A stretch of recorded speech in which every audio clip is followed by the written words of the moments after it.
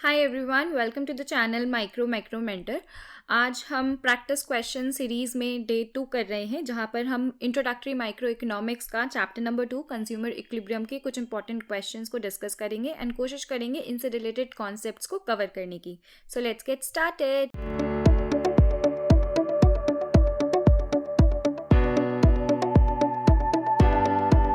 जो पहला क्वेश्चन है वो है A equals to B equals to 72 utilities implies. It means हमारे पास ये एक स्टेटमेंट गिवन है एंड इसके बेसिस पर हमें ये बताना है whether the given statement is a cardinal measure of utility, it is an ordinal measure of utility, both 1 and 2 and none. So we know जब हम cardinal की बात करते हैं so cardinal measure of utility बोलता है कि जो हमें level of utility मिल रही है या फिर कह लो कि जो हमें level of satisfaction या फिर level of utility मिल रहा है, हम उसको cardinal numbers में represent कर सकते हैं या तो हम कार्डिनल नंबर्स में एक्सप्रेस कर सकते हैं उस यूटिलिटी को। सो ये जो हमारे पास 72 है, दिस इज एक प्रॉपर नंबर है जहां पर यूटिलिटी एक्सप्रेस करी गई है, विच मीन्स कि option number 1 is correct answer. But we will see the option number 2, ordinal measure of utility. जब हम ऑर्डिनल की बात करते हैं तो रिमेंबर दिस वर्ड ऑर्डिनल, ये सिमिलर है ऑर्डर से। ऑर्डर यानी कि हम रैंक कर सकते हैं। तो ये जो ऑर्डिनल मेजर है ऑफ यूटिलिटी, ये यही बोलता है कि आप यूटिलिटी को ऑर्डर कर सकते हैं या रैंक कर सकते हैं, बट आप इसको प्रॉपर नंबर्स में या फिर कह लो कार्डिनल नंबर्स में आप यूटिलिटी को एक्सप्रेस नहीं कर सकते हो।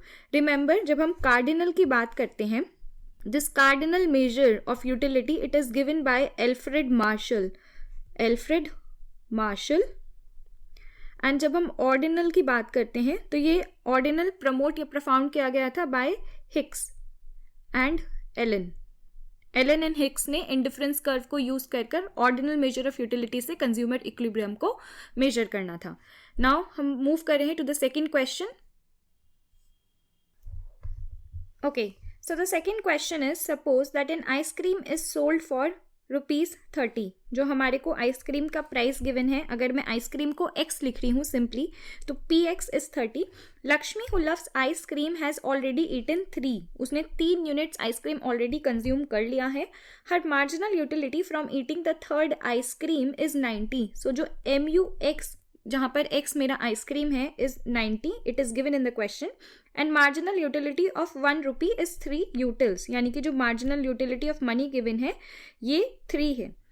Should she eat more ice creams और शुड शी कंज्यूम और should she stop? So basically इस क्वेश्चन, ये जो है कंज्यूमर इक्विलिब्रियम का, यहाँ पर हम जो 1 कमोडिटी केस है कार्डिनल यूटिलिटी के अंदर, जो हमने 1 कमोडिटी एंड 2 कमोडिटी केस को पढ़ा था कंज्यूमर इक्विलिब्रियम को कैलकुलेट करने के लिए, इस 1 कमोडिटी केस का फॉर्मूला हमें लगाना है। एंड इसका फॉर्मूला क्या होता है? Marginal utility x upon marginal utility money equals to price x। कहीं कहीं आपको ये जो मार्जिनल यूटिलिटी ऑफ मनी है ये मिसिंग मिलेगा, ये नहीं होगा, and simply MUX equals to price x लिखा है। तो उस केस में हम अज्यूम करते हैं, वी जस्ट लेट की जो MUM है इट इज 1 यूटिल MUM की वैल्यू है। बट यहाँ पर हमें क्वेश्चन में गिवन है कि जो मार्जिनल यूटिलिटी है ₹1 की, वो 3 यूटिल्स है। तो यहाँ पर हम उसको 1 अज्यूम नहीं कर सकते, एंड इस केस में हमें पूरा फॉर्मूला लगाना पड़ेगा MUX upon MUM equals to PX। And the basic reason जो हम ये फ्रैक्शन लिख रहे हैं MUX अपॉन MUM, यानी कि marginal utility of ice cream upon marginal utility of money, because क्योंकि हमें जो ये मार्जिनल यूटिलिटी है इसको इन टर्म्स ऑफ मनी निकालना है, जिससे कि हम उसको प्राइस से कंपेयर कर सकें। अगर हम उसको इन टर्म्स ऑफ मनी निकालेंगे then only we will be able to compare it with the price. So अब हम इस क्वेश्चन को सॉल्व कर लेंगे। यहाँ पर हमारे पास MUX है 90, MUM है 3, विच मीन्स 30 जब अगर हमने डिवाइड करा है, एंड PX जो हमें गिवन है दैट इज ऑल्सो 30। तो हमारा जो इसका इक्वेशन आया है इसके अकॉर्डिंग जो कंज्यूमर है वो ऑलरेडी इक्विलिब्रियम स्टेट में है, consumer is already in equilibrium, consumer is in equilibrium. And अगर उसने और कोई फर्दर आइसक्रीम्स को कंज्यूम करा तो जो उसका सेटिस्फैक्शन है वो डिसयूटिलिटी या फिर कह लो जो यूटिलिटी है वो डिसयूटिलिटी में कन्वर्ट हो जाएगा because of law of diminishing marginal utility. So she should not consume, उसको नॉट कंज्यूम करना चाहिए any more unit of ice cream, she should not consume. जब ये ऐसा टाइप का क्वेश्चन आपको गिवन होगा तो प्लीज एग्जाम में प्रॉपर फॉर्मूले को लिख कर आना that MUX upon MUM equals to PX, ये कंडीशन है। एंड उसके बाद आप सॉल्व करना, इन केस फॉर्मूला के भी मार्क्स होंगे तो आपको प्रॉपर नंबर मिलेंगे। Now moving to the next question. So the third question says that an individual buys 2 good, जो इंडिविजुअल है वो 2 गुड खरीद रहा है X and Y, the marginal utility of last piece of X is 100 utils, I'm really sorry, it is MUX is 100 utils and of last piece of Y is 50 utils, so MUY जो question में given है वो है 50 utils। The price of X is 50, जो PX है वो 50 given है and that of Y is 25, so PY is 25. This means that individual is buying more S, less Y, more Y and less of X, same quantity of both and both at optimum level. So हम यहाँ पर जो 2 commodity case का formula है under the cardinal approach, जो हमने 2 commodity case का formula पढ़ा था कार्डिनल अप्रोच में, उसको अप्लाई करेंगे। फॉर्मूला या फिर कह लो जो कंडीशन है कंज्यूमर इक्विलिब्रियम की 2 commodity केस में, इट इज जो रेशो है मार्जिनल यूटिलिटी एंड प्राइस का दोनों कमोडिटीज का वो सेम होना चाहिए। ये हमारी फर्स्ट कंडीशन है, दैट इज कि MUX upon PX must be equal to MUY upon PY, ये हमारी फर्स्ट कंडीशन थी। एंड सेकंड था कि जो मार्जिनल यूटिलिटी है गुड्स का वो फॉल करना चाहिए, कंजम्पशन के साथ MU फॉल होना चाहिए। सो हम जो ये फर्स्ट फॉर्मूला है इसको लगाकर चेक करेंगे कि इस क्वेश्चन का आंसर क्या होगा। सो जो MUX है is 100 and PX is 50, this is for X। And अगर मैं Y की बात करूं तो MUY है 50 एंड PY है 25। तो ये जो रेशो है इसको 2 आया एंड ये वाला रेशो सॉल्व करके भी 2 आया, विच मीन्स कि जो कंज्यूमर है वो ऑलरेडी अपने ऑप्टिमम लेवल पर है, कंज्यूमर ऑलरेडी इक्विलिब्रियम के अंदर है एंड उसको कोई भी कमोडिटी X हो या फिर Y हो उसको और ज़्यादा कम नहीं करना चाहिए। So consumer is naturally at its optimum level according to जो डाटा क्वेश्चन में गिवन है। ओके, बिकॉज ये जो कंडीशन है MUX upon PX is already equal to MUY upon PY, so the answer is option number 4। Moving to the next question now. So जो fourth question है it says assertion and reason based है। assertion क्या है that budget line is a narrower concept as compared to budget set, and जो reason है the bundles of budget set lie only on the budget line। हमें जो correct alternative है वो choose करना है। सो देखते हैं अब assertion क्या बोलता है, that budget line एक narrower concept है as compared to budget set। हम जानते हैं ये अगर इन केस गुड X है and this is good Y and ये AB मेरा बजट लाइन है, AB मेरा बजट लाइन है, तो बजट सेट का मतलब हुआ बेसिकली वो सारे कॉम्बिनेशन ऑफ 2 गुड्स जो मैं अपनी गिवन इनकम से खरीद सकती हूँ वो मेरा बजट सेट फॉर्म करेगा। एंड उस केस में जो मेरे ये अंदर वाले पॉइंट्स हैं जहाँ पर मेरी इनकम कंप्लीटली ख़त्म नहीं हो रही है, मेरी इनकम प्रॉपरली या कंप्लीटली एग्जॉस्ट नहीं हो रही है, वो भी मेरा बजट सेट का पार्ट होगा। बजट सेट में ये सारे अंदर वाले पॉइंट भी आते हैं एंड जो पॉइंट्स लाइन पर हैं वो आते हैं। लेकिन अगर मैं बात करती हूँ बजट लाइन की, किसकी बात कर रही हूँ, बजट लाइन की, तो उस केस में केवल वो कॉम्बिनेशंस, ओनली दोज कॉम्बिनेशन जो मेरा प्रॉपरली इनकम को एग्जॉस्ट कर देते हैं, जो इनकम है उसको एग्जॉस्ट करते हैं, केवल वही कॉम्बिनेशंस बजट लाइन के अंदर आएंगे, यानी कि केवल points on the budget line आता है बजट लाइन में। सो जो करेक्ट ऑल्टरनेटिव होगा दैट इज कि जो मेरा असर्शन है ये तो ट्रू है, assertion ट्रू है, लेकिन जो रीजन है that the bundles of budget set lie only on the budget line, ये जो रीजन है ये इनकरेक्ट है या फिर कह लो ये फॉल्स है, क्योंकि हमें पता है, हम अभी पढ़े हैं कि जो बजट सेट है इसके अंदर इंटीरियर वाले पॉइंट्स सारे आते हैं, केवल लाइन पर जो पॉइंट्स है वो नहीं आएंगे बल्कि उसके साथ साथ इंटीरियर वाले भी सारे पॉइंट्स आते हैं, विच मीन्स मेरा आर जो है वो फॉल्स है। सो जो करेक्ट आंसर होगा that is A is true but R is false. C option correct answer होगा। नेक्स्ट क्वेश्चन नंबर 5 जो है that is a consumer consumes only 2 goods if price of one of the good falls the indifference curve. हमें पता है ये हमारा जो indifference curve है, this is good y, this is good x, and ये जो इंडिफरेंस कर्व हमने बना दिया। सो कंज्यूमर 2 गुड्स कंज्यूम करा है, ठीक है भाई। If price of one of the good falls, for example अगर मैं मान लूँ कि जो px है ये गिर गया या फिर py गिर गया, केवल एक गुड का प्राइस अगर गिर गया, तो मेरा इंडिफरेंस कर्व अपवर्ड शिफ्ट होगा या डाउनवर्ड शिफ्ट होगा, या फिर इट डज नॉट शिफ्ट और it can either shift upward और डाउनवर्ड। सो जो करेक्ट आंसर होगा that it will not shift, क्योंकि जब हम इंडिफरेंस कर्व की बात करते हैं और हम बोल रहे हैं कि जो मेरा प्राइस है ये डिक्रीज हुआ है, तो प्राइस के डिक्रीज होने से तो बजट लाइन में चेंज आता है ना। हमने पढ़ा है बजट लाइन, जब हम शिफ्ट बजट लाइन की पढ़ रहे थे या फिर हम जब रोटेशन पढ़ते हैं बजट लाइन का, देन वी नो जब प्राइस शिफ्ट होता है तो बजट लाइन में चेंज आता है। इंडिफरेंस कर्व में तो कोई चेंज नहीं होगा, indifference curve will not shift. हमारा करेक्ट आंसर है ऑप्शन नंबर सी। नाउ इसी क्वेश्चन पे हम थोड़ा सा और डिटेल में चले जाते हैं। नाउ अगर मैं बोलती हूँ कि जो प्राइस ऑफ x है एंड प्राइस ऑफ y है ये दोनों ही मेरे इंक्रीज हो गए, तो मेरी जो बजट लाइन है, इन केस अगर जो बजट लाइन है वो ए बी, ब्लैक वाली जो बजट लाइन है मेरी ओरिजिनल बजट लाइन है। नाउ प्राइस हमारा इंक्रीज हो गया, विच मीन्स कि जो कंज्यूमर है वो अब अपनी इनकम से लेस अमाउंट ऑफ गुड्स खरीद सकता है। दोनों ही गुड, यहाँ पर अगर गुड एक्स है और यहाँ अगर गुड वाई है, तो अब कंज्यूमर अपनी लिमिटेड इनकम से कम सामान खरीद पाएगा, तो बजट लाइन जो है वो इनवर्ड शिफ्ट हो जाएगी, ये पैरेलल शिफ्ट होगा। सो ये बजट लाइन इनवर्ड शिफ्ट हो गई। नाउ इन केस जो प्राइस ऑफ x है एंड प्राइस ऑफ y ये दोनों ही डिक्रीज हो जाते हैं, तो इस केस में कंज्यूमर की जो इनकम है, इनकम से वो अब मोर गुड्स खरीद सकता है, x और y दोनों ही ज़्यादा खरीद सकता है। तो जो बजट लाइन है वो लेफ्टवर्ड की जगह राइटवर्ड शिफ्ट होगी या फिर कह लो आउटवर्ड शिफ्ट होगी। तो ये सिनेरियो हो गया जब दोनों गुड्स के प्राइस चेंज होते हैं सिमिलर डायरेक्शन में।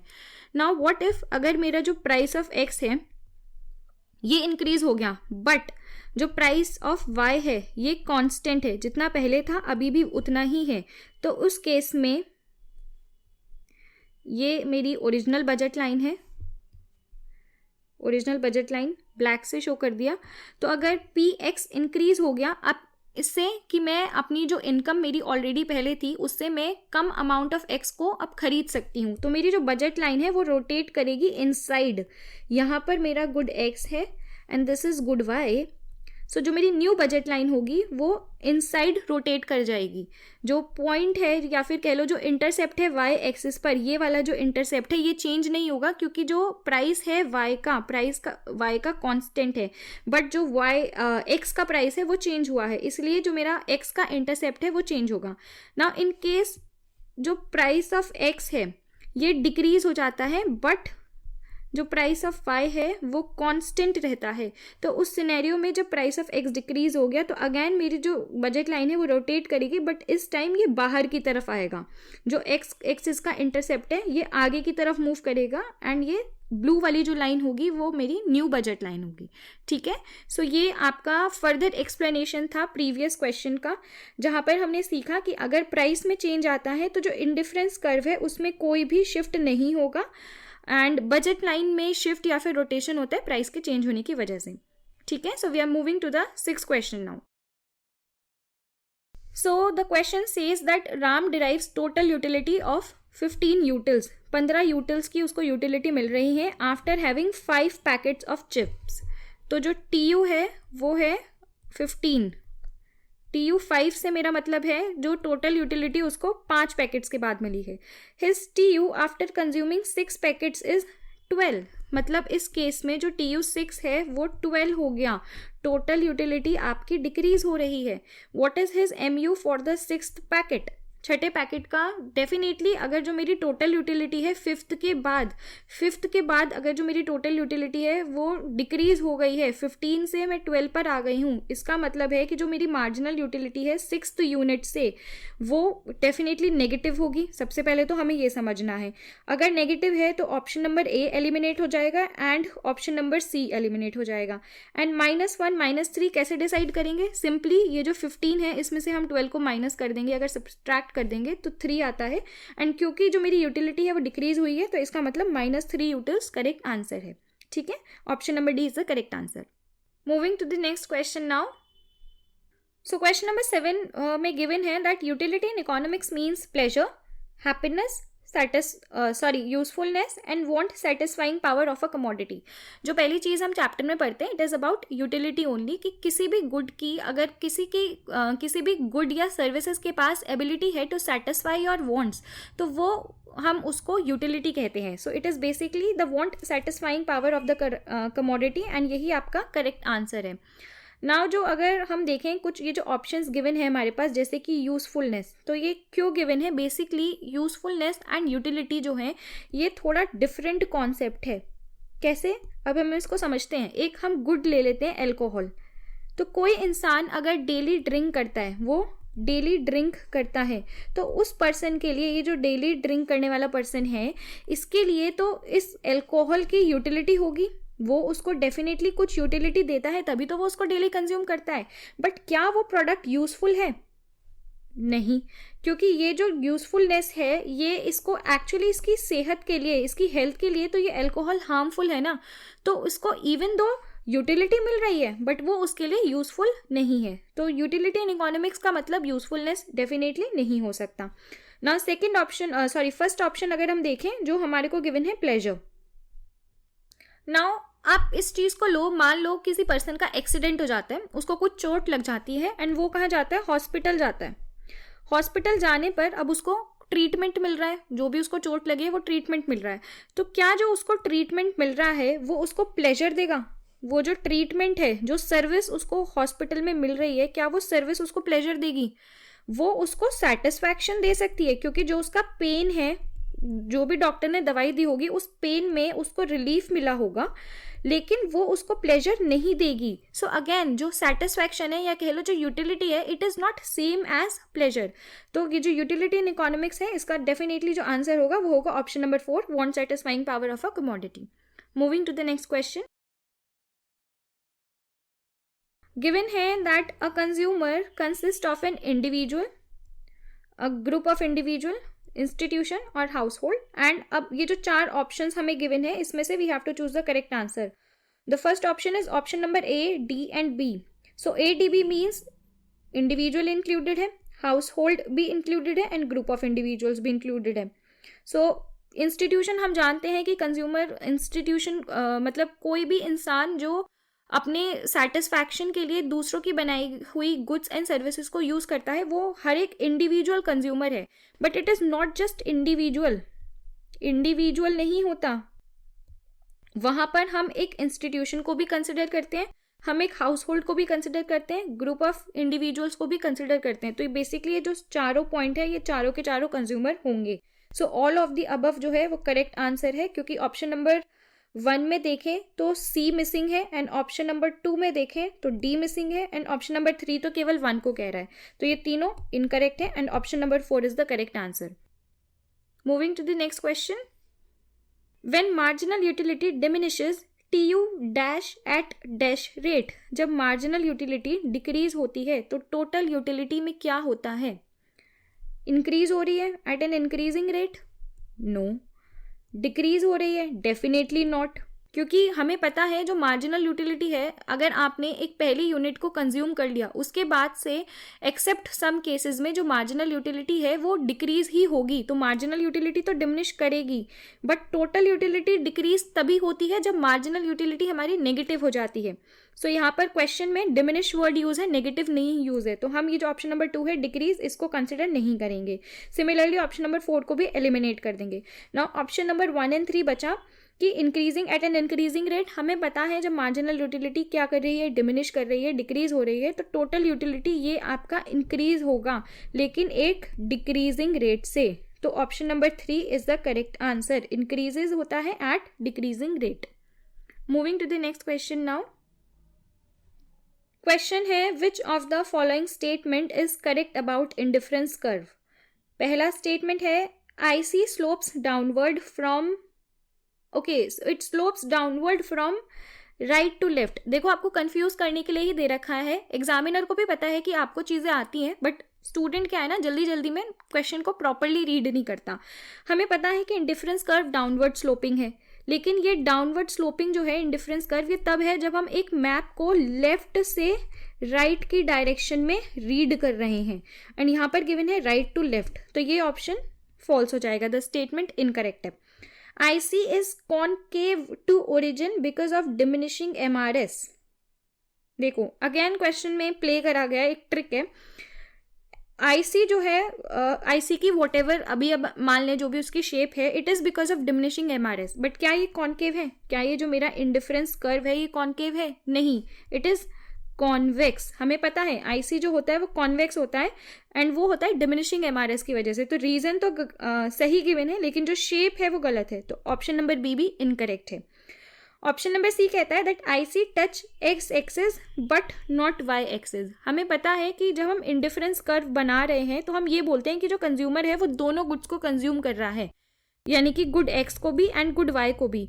एंड कहीं भी अगर ये जो इंडिफरेंस कर्व है ये मेरा एक्सिस से टच हो जाता है, इसका मतलब अगर ये वाई एक्सिस से टच हो रहा है फॉर एग्जांपल, तो वाई का कंजम्पशन जो है एक्स का कंजम्पशन 0 होगा अगर वाई एक्सिस से टच कर रहा है, एंड अगर ये एक्स एक्सिस पे टच कर रहा है इसका मतलब गुड वाई का कंजम्पशन 0 होगा।